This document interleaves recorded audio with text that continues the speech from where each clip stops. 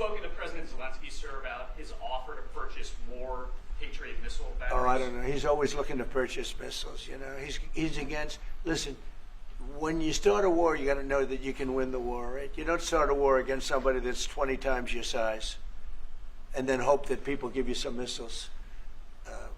If we didn't give them what we gave, remember, I gave them javelins.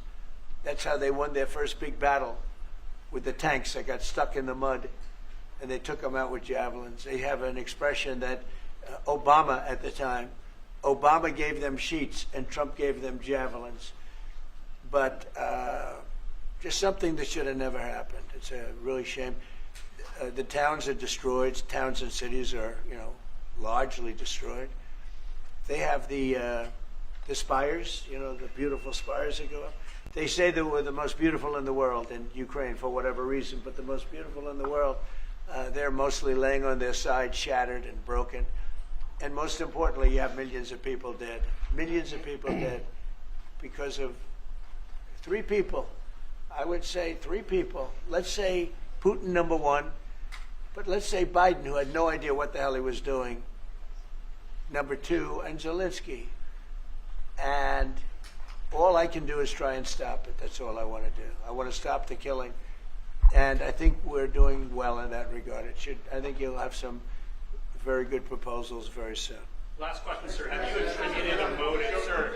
Have you attributed a motive through the FBI investigation behind the attack on Governor Josh Shapiro over the weekend? No, I haven't, but the attacker was not a fan of Trump, I understand, just from what I read and from what I've been told. The attacker basically wasn't a fan of anybody. It's probably just a whack job. And certainly a thing like that cannot be allowed to happen. Okay.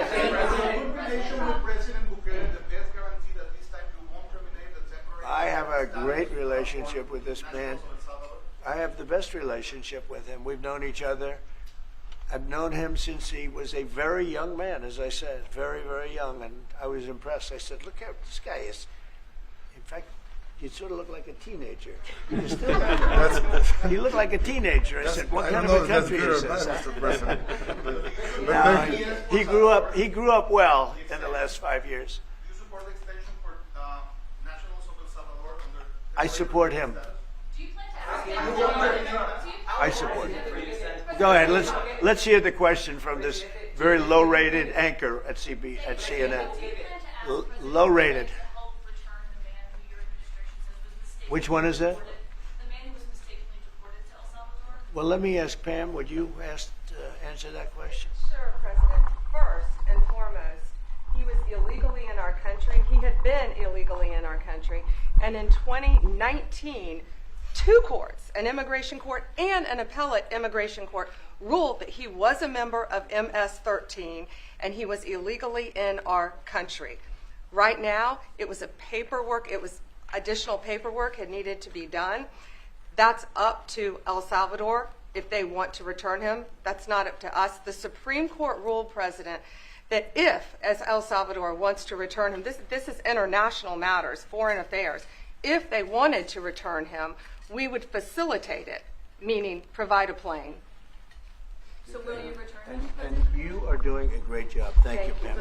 Stephen Miller, wait a minute. Could you just also respond to that question? Because, it's asked by CNN, and they always ask it with a slant because they're totally slanted because they don't know what's happening. That's why nobody's watching them. But would you answer that question also, please? Yes, gladly. So, as Pam mentioned, there's an illegal alien from El Salvador. So, with respect to you, he's a citizen of El Salvador. So, it's very arrogant even for American media to suggest that we would even tell El Salvador how to handle their own citizens as a starting point. As two immigration courts found that he was a member of MS-13. When President Trump declared MS-13 to be a foreign terrorist organization, that meant that he was no longer eligible under federal law, which I'm sure you know, you're very familiar with the INA, that he was no longer eligible for any form of immigration relief in the United States. So he had a deportation order that was valid, which meant that under our law, he's not even allowed to be present in the United States and had to be returned because of the foreign terrorist designation. This issue was then, by a district court judge, completely inverted, and a district court judge tried to tell the administration that they had to kidnap a citizen of El Salvador and fly him back here. That issue was raised to the Supreme Court, and the Supreme Court said the district court order was unlawful, and its main components were reversed 9-0 unanimously, stating clearly that neither Secretary of State nor the President could be compelled by anybody to forcibly retrieve a citizen of El Salvador from El Salvador, who again is a member of MS-13, which, as I'm sure you understand, rapes little girls, murders women, murders children, is engaged in the most barbaric activities in the world, and I can promise you, if he was your neighbor, you would move right away. So you don't plan But to the ask for Supreme him Court is to get asking it back? to. And that- what was the is that- ruling is that your in the position? Supreme Court, Steve? Was it 9-0? Yes, it was a 9-0 In our favor. in our favor against the district court ruling, saying that no district court has the power to compel the foreign policy function of the United States. As Pam said, the ruling solely stated that if this individual, at El Salvador's sole discretion, was sent back to our country, that we could deport him a second time. Well, No version of this legally ends up with him ever living here because he is a citizen of El Salvador. That is the president of El Salvador.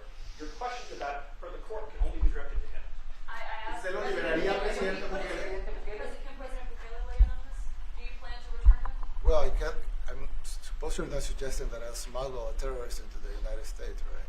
It's I mean, always how can I smuggle? How can I return him to the United States? Like I smuggle him into the United States, or what do I do? Of course, I'm not going to do it. It's like, I mean, the question is preposterous. How can I smuggle a terrorist into the United States? I don't have the power to return him to the United States. You could release him inside El Salvador. Yeah, but I'm not releasing. I mean, we're not very fond of releasing terrorists into our country. I mean, we just turned the murder capital of the world into the safest country of the Western Hemisphere, and you want us to go back into the releasing criminals so we can go back to being the murder capital of the world? No, that's not going to happen. Well, they'd love to have a criminal, Yeah, released into our I mean, there's So, a fascination. They would love it. That Yeah. They're sick. These are sick people. Marco, do you have something to say about Yeah, I mean, Stephen outlined it. I don't understand what the confusion is. This individual is a citizen of El Salvador. He was illegally in the United States and was returned to his country. That's where you deport people, back to their country of origin. Except for Venezuela, that wasn't refusing to take people back, or places like that. I can tell you this, Mr. President. No, the foreign policy of the United States is conducted by the President of the United States, not by a court. And no court in the United States has a right to conduct the foreign policy of the United States. It's that simple. End of story. And that's what the Supreme Court held, by the way, to Marco's point. The Supreme Court said exactly what Marco said, that no court has the authority to compel the foreign policy function of the United States.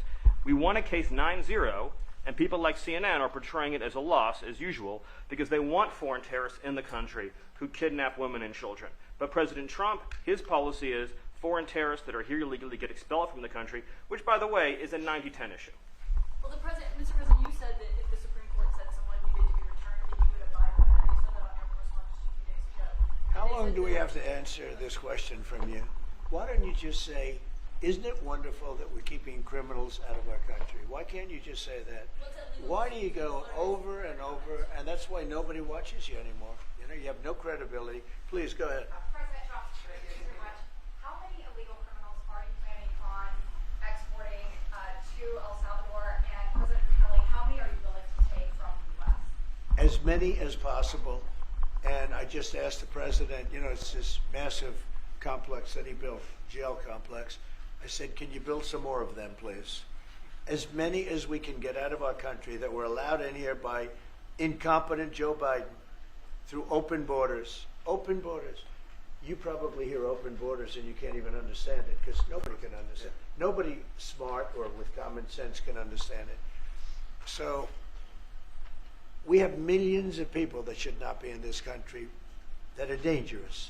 Not just people, because we have people, but we have millions of people that are murderers, drug dealers.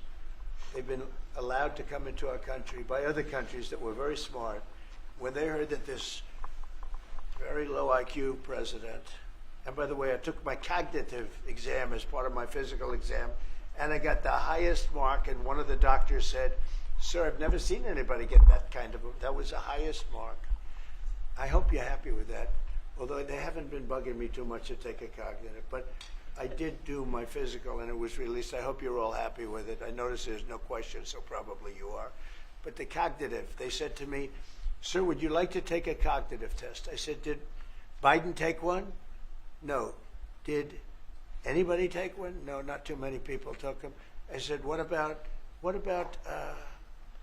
Obama? Did he take one? No, he didn't take one either. I said, let me be the only one to take one. But I've actually taken them 3 times already. I like taking them because they're not too tough for me to take. But we had a great physical exam, so I know you're going to ask that.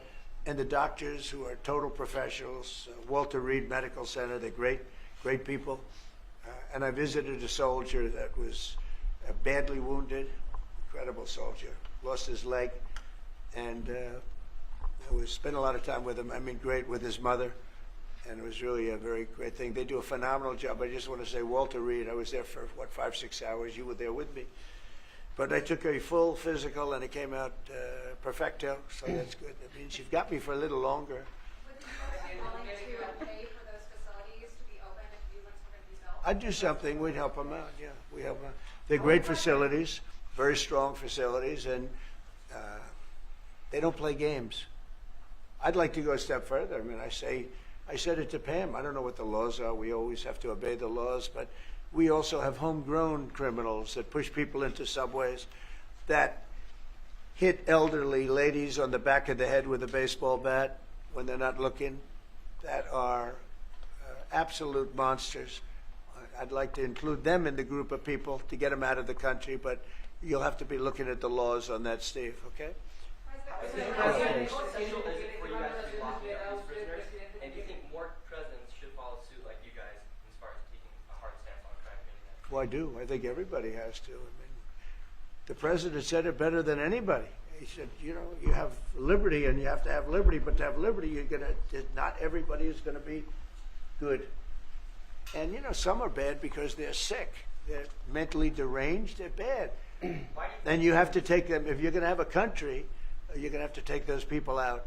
And we've been doing that. But this was like an unforced error, they would call it, where we had people that may hate our country, or maybe they're just stupid people. I think they're probably stupid people more so. A lot of people said they did it for the vote, but I did better with Hispanic people than they did, because I always use Hispanic. I did better. Your people love me. I saw my poll numbers in your country. I'm through the roof, right? 91%. No, some people think they do it for the vote. But they don't have to do it for the vote. They cheat. You know, they're professional cheaters. That's about the only thing they do well. So we just have had a great relationship, and it's become bigger because of a strange thing that happened. You know, I came back. We had no war in Ukraine. We had no war we had no October 7th Middle East problem. We had nothing. We had no inflation. We didn't have the Afghanistan, most embarrassing moment in the history of our country, the Afghanistan, not withdrawing, because I would have been out, you know, I had it all set to bring people out with dignity and pride. That was the worst, most embarrassing moment in the history of our country, Afghanistan. We didn't have any of that. You wouldn't have had the war with Russia, Ukraine. You wouldn't have had the Middle East problem because Iran was broke. They had no money because we had secondary sanctions on and lots of other sanctions. And now every single thing, got a problem with Iran, but I'll solve that problem. That's almost an easy one. We got to solve a war that should have never started, Ukraine and Russia, and we'll get that solved. And we have to solve problems, and we already solved inflation. You know, if you look at the numbers are incredible, actually. Stock market's up, and we're not letting other countries take advantage of this country like they have for the last 40 years. So thank you very much. You have a question, please? Mr. President, thank you so much. You scored another major investment win this morning when NVIDIA pledged to build its AI supercomputer, the first time ever, right here in the United States. Thank you. That's a question I like. That's true. What is your reaction to this announcement, sir, and how will this positively benefit Americans across the entire country? Well, it's one of the biggest announcements you'll ever hear, because NVIDIA, as you know, controls that almost the entire sector, which is one of the most important sectors in the world, between chips and semiconductors and everything else. And they're the biggest. And the other biggest we already have coming in and spending $300 billion, as you know. They announced 2 weeks ago. But NVIDIA is so highly respected. And this was an announcement that a lot of people, I knew it was going to happen, but not to the extent that it happened. It's big. And the reason they did it is because of the election on November 5th and because of a thing called tariffs. As I say, the most beautiful word in the dictionary. After love, God, relationship, the press actually hit me. I said, tariff is the most beautiful word in the dictionary. What about family, love, God? So I got hit even on that. You understand? I said, okay. So now I say it's my fifth most favorite word because they get you on anything. But that NVIDIA, it's one of the great companies of the world, modern, super modern companies, controls segments that nobody, sort of controls the world in a sense, and they're coming in here in the biggest way with hundreds of billions of dollars. Not like millions of dollars, hundreds of billions of dollars, and I'm honored by it. And I want to thank Jensen and all of the people that we deal with. They're great people. They're brilliant people. And without tariffs, they wouldn't be doing it. Okay. Thank you very much. Yeah, please, go ahead. Are you considering additional sanctions against Russia after their latest attack? And do you have an update on the rate and when you might announce them? Well, I already have sanctions on Russia. I put them there. If you remember, Nord Stream 2, that's the big pipeline that goes through Europe. I stopped it.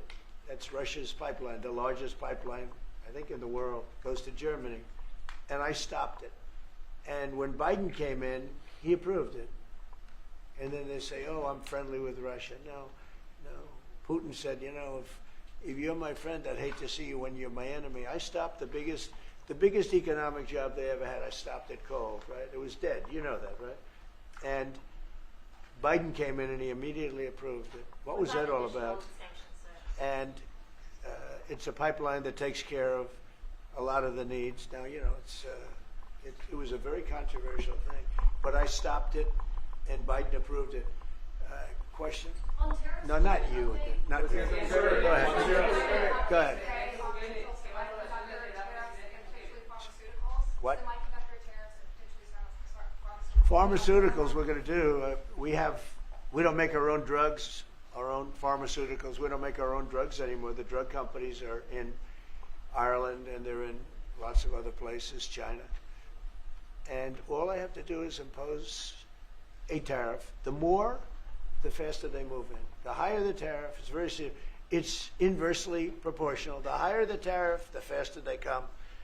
And we're going to be doing that. That's going to be like we have on cars. We have, as you know, a 25% tariff on cars. We have a 25% tariff on steel and aluminum. And that's what that category fits right now. Do you have a percentage in mind? Do you have a timeline? I have a timeline, not too distant future. And we're doing it because we want to make our own drugs. We're doing it because we want to make our own steel and aluminum, lumber, other things. And they're all coming in. We have record numbers, $7 trillion. Since I announced, like a month and a half ago, since I came in, we have over $7 trillion being invested in the country. We didn't have $1 trillion. We didn't have $500 billion for some of these guys. I didn't know what the hell they were doing. So we have the largest investment that we've ever heard of, and we're only 2 months in. And that'll continue at levels that you've never seen before. That's what's going to happen. And even the stock market's up today. It's we also had, a lot of people didn't say it the way it was. We had the largest gain in the stock market in history on every single category last week. That was a nice game because we get a little hit because people didn't understand the power of our country economically if you use it right. Do you have something to say on that, JD? Yes, sir. I mean, look, for 40 years we have lost manufacturing capacity. Workers have seen their wages stagnate, and some of the most critical things that we need, from the pharmaceuticals, the drugs that we give to our children, the antibiotics that we give to our kids, to the weapons that we actually need to fight a war, if God forbid we had to fight a war, we don't make enough of that stuff. And so President Trump ran explicitly on changing that. Yes, as the president mentioned, it caused a little bit of disruption in the market, but I actually think over the long term, Workers are going to benefit, stocks are going to go up, American businesses are going to benefit as we reinvest and reindustrialize our country. And the auto workers and the Teamsters and all of the unions, you know, not traditionally Republican, but I'm winning those unions by, we're up 40, 50 points on the Democrats. They're losing everything. They're losing everything because they just have policies that are not believable. They fight for policies that are 5% popular, and nobody knows who the 5% are. I mean, nobody can find the 5%. But if you go back to Ohio, and by the way, we have the great championship team from Ohio coming in today, right? Very big day. And that's going to be a little bit later. And that'll be, if you want to stick around, I'll introduce you to some nice people. You'll see some very large people, right? You'll see some people that even you have not seen people like this. These are big, these are 6'7", 380 pounds with no fat. Okay, that's pretty good, right? But the team, the national championship team, is being honored today at the White House, so that'll be exciting. If you're around, you want to stay around, I'll have you up there. You can tell them all about your prison, how you have to behave when you go to that prison. Okay. Who else is there? Yeah, please. Go ahead, please, behind you. You said yesterday that you're making a decision on Iran very quickly. Yeah. What do you mean by that? Is that a decision? Well, they have to solve their problem very quickly. Iran wants to deal with us, but they don't know how. They really don't know how. We had a meeting with them on Saturday. We have another meeting scheduled next Saturday. I said, that's a long time. You know, that's a long time. So I think they might be tapping us along. But Iran has to get rid of the concept of a nuclear weapon. They cannot have a nuclear weapon. He can't have a nuclear weapon. Nobody can have. We can't have anybody having nuclear weapons, you know. We can't have nuclear weapons. And I think they're tapping us along because we're so used to dealing with stupid people in this country. And I had Iran perfect. You had no attacks. You would have never had October 7th in Israel, the attack by Hamas, because Iran was broke. They were stone cold broke when I was president. And I don't want to do it. I want them to be a rich, great nation. The only thing is, one thing, simple. It's really simple. They can't have a nuclear weapon. And they got to go fast because they're fairly close to having one. And they're not going to have one. And if we have to do something very harsh, we'll do it. And I'm not doing it for us, I'm doing it for the world. And these are radicalized people, and they cannot have a nuclear weapon. Does that include a potential strike on Iranian nuclear facility? Of course it does. And just a follow-up question, a clarification. You mentioned that you're open to deporting individuals that aren't foreign aliens, but criminals to El Salvador. Love it. Does that include potentially U.S. citizens fully naturalized Americans? If they're criminals and if they hit people with baseball bats over their head that happen to be 90 years old, and if they rape 87-year-old women in Coney Island, Brooklyn, yeah, that includes them. What, do you think there's a special category of person? They're as bad as anybody that comes in. We have bad ones too. And I'm all for it because we can do things with the president for less money and have great security. And we have a huge prison population. We have a huge number of prisons, and then we have the private prisons, and some are operated well, I guess, and some aren't. But he does a great job with that. We have others that we're negotiating with too. But no, if it's a homegrown criminal, I have no problem. Now, we're studying the laws right now. Pam is studying. If we can do that, that's good. And I'm talking about violent people. I'm talking about really bad people. Really bad people. Every bit as bad as the ones coming in. And I made the statement when I heard about this a long time ago now, 4 years ago. When I heard that this guy was having open borders, I said every single criminal from all over the world is going to be dumped into our country. And that's what happened. Jails. The jails of the Congo were emptied out. The jails of Venezuela were emptied out. And you know what happened? Their crime went way down. But now Venezuela has other problems. You know what the problem is? They have no money. Yeah. Because I shut off their oil, and we put secondary tariffs because they're not doing what's right over there. They know what to do. We spoke to them. I spoke to them. They know what to do. But they have no money. Venezuela has no money. But Iran had no money, and Iran behaved so beautifully. And then Biden took all those secondary tariffs and tariffs on. I told China, you can't buy oil. If you buy oil from Iran, China, I told it to President Xi, then we no longer want you to do business with the United States of America. And those ships disappeared from that harbor so quickly. China. Get along great with China. Are the talks with Iran productive? Do you want to continue that? What? The talks with Iran, do you believe those are productive? Do you want to continue that? I think Iran could be a great country as long as it doesn't have nuclear weapons. If they have nuclear weapons, they'll never get a chance to be a great country. They will never get a chance. It won't even come close. Sir, on tariffs. Yeah. Yeah, thank you. Yesterday you mentioned short-lived product exemptions. Which specific products are you considering, and how long is short-lived? Weeks, months? I'm looking at something to help some of the car companies where they're switching to parts that were made in Canada, Mexico, and other places, and they need a little bit of time because they're going to make them here, but they need a little bit of time. So I'm talking about things like that. What about any Apple products, other cell phones? Look, I'm a very flexible person. I don't change my mind, but I'm flexible. And you have to be. You just can't have a wall and you'll only go. No, sometimes you have to go around it, under it, or above it. There'll be maybe things coming up. I speak to Tim Cook. I helped Tim Cook recently, and that whole business. You know, I don't want to hurt anybody. But the end result is we're going to get to the position of greatness for our country. We're the greatest economic power in the world if we're smart. If we're not smart, we're going to hurt our country very badly. We lost with China over the Biden years trillions of dollars on trade. Trillions of dollars. And he let them fleece us.